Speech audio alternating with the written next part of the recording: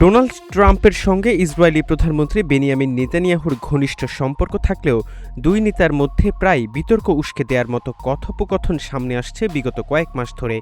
Iran যুদ্ধকে কেন্দ্র করে ট্রাম্প ও নেতানিয়াহুর মধ্যে সম্পর্ক কিছুটা তিক্ত হয়ে ওঠার ইঙ্গিত দিয়েছে বিভিন্ন সূত্র। এবার এরদোয়ানকে কেন্দ্র করে আবারও বিবাদে জড়িয়েছেন মার্কিন প্রেসিডেন্ট ও ইসরায়েলি প্রধানমন্ত্রী।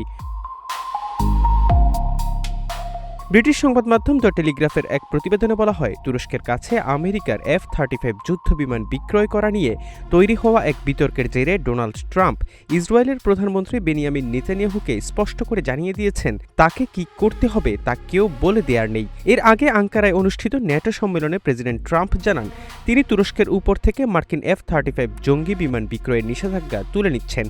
2019 সালে রাশিয়ার কাছ থেকে ক্ষেপণাস্ত্র কেনার কারণে তুরস্ককে F-35 যুদ্ধবিমান প্রোগ্রাম থেকে বাদ দেয়া হয়েছিল।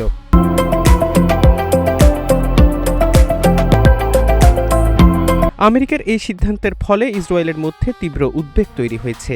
ইহুদি দেশটি মনে করছে তুরস্কের মতো একটি মুসলিম দেশের সামরিক শক্তি বাড়লে মধ্যপ্রাচ্যের ক্ষমতার ভারসাম্য নষ্ট হবে। ন্যাটোর অন্য মিত্রদের মতো তুরস্ক হামাসকে কোনো সন্ত্রাসী সংগঠন মনে করে না। পাশাপাশি তুরস্ক ও ইসরায়েল দুই দেশই সিরিয়াতে নিজেদের প্রভাব বিস্তারের চেষ্টা করছে। ইসরায়েলি প্রধানমন্ত্রী নেতানিয়াহু এই চুক্তি আটকাতে ব্যক্তিগতভাবে ট্রাম্পের কাছে তদবির করেছিলেন। নেতানিয়াহুর এই সতর্কবার্তা নিয়ে সোমবার এয়ারফোর্স ওয়ানে সাংবাদিকরা প্রশ্ন করলে ট্রাম্প সরাসরি বলেন, যুক্তরাষ্ট্রের কি বিক্রি করা উচিত তা কেউ বলে দিতে পারে না। তুরস্ক ইসরায়েল বা নেতানিয়াহুকে খুব একটা পছন্দ করে না, কিন্তু তারা ট্রাম্পের জন্য দারুণ কাজ করেছে। ট্রাম্প আরও জানান, মার্কিন সমর্থন ছাড়া ইসরায়েল টিকে থাকতে পারত না। তিনি স্পষ্ট করে বলেন, সত্যি বলতে যুক্তরাষ্ট্র এমন অনেক দেশের প্রতি সদয় আচরণ করেছে যারা যুক্তরাষ্ট্র ছাড়া টিকে থাকত না। আর সবাই জানে মার্কিন সমর্থন ছাড়া কার টিকে থাকা অসম্ভব, সেটি হলো ইসরায়েল।